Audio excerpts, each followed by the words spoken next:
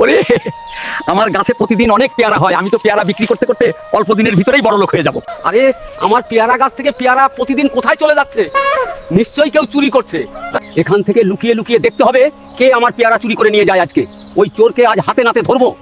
আশেপাশে কোথাও তো দাদুকে দেখছি না, এই সুযোগে পেয়ারাগুলো নিয়ে পালিয়ে যায়। আজকে আমি দেখব এই কবুতর আমার পেয়ারা নিয়ে কোথায় যায়। এই তো বাসায় চলে এসেছি, তাড়াতাড়ি ঘরের ভিতরে ঢুকে পড়ি। ও বুঝতে পেরেছি, তার মানে কবুতরটি মা হতে চলেছে, এই জন্য খাবার সংগ্রহ করে রাখছে।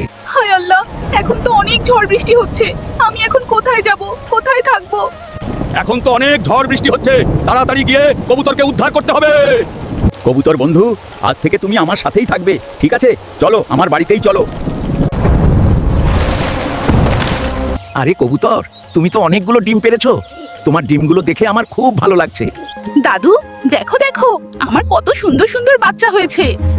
দাদু তুমি কাঁদছো কেন? আমি কাঁদছি কারণ সবাই আমাদের ভিডিও দেখে কিন্তু অনেকেই লাইক সাবস্ক্রাইব করে না।